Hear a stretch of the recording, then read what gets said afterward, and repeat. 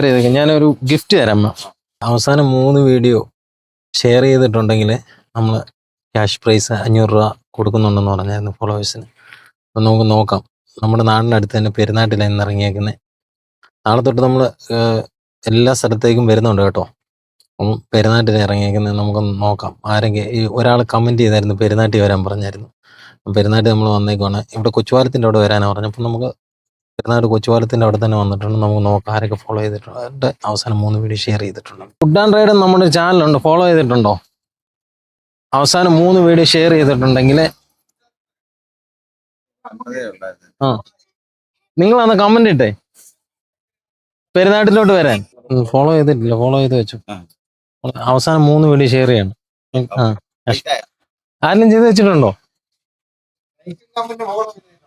Share ചെയ്തിട്ടില്ലല്ലയോ? അവൻ ചെയ്തു വെച്ചു. മറ്റേ പുള്ളിക്ക് വരുമോ?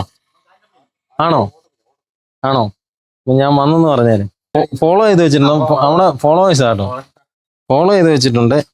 പക്ഷെങ്കിൽ ഷെയർ ചെയ്തിട്ടില്ല അല്ലേ? അപ്പം ഇനി ലാസ്റ്റ് വീഡിയോ വരുന്നതൊക്കെ ഷെയർ ചെയ്തേക്കണം. ലാസ്റ്റ് വീഡിയോ വരുന്നതൊക്കെ ഷെയർ ചെയ്തേക്കണം. ഞാനൊരു ഗിഫ്റ്റ് തരാം. ഒരു ഗിഫ്റ്റ്. അപ്പൊ ഇനി ലാസ്റ്റ് വീഡിയോ ഷെയർ ചെയ്തേക്കണേ. ഷെയർ ചെയ്ത 500 രൂപ ഒരു ക്യാഷ് പ്രൈസ്. എല്ലാരും ചെയ്ത് വെച്ചേരെ. ഓക്കെ,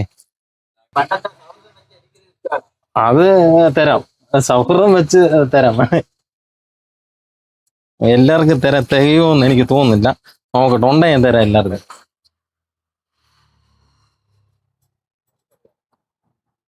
ഒറ്റ ഒരെണ്ണം കൂടെ ഉള്ളു. ആർക്ക് കയറണം?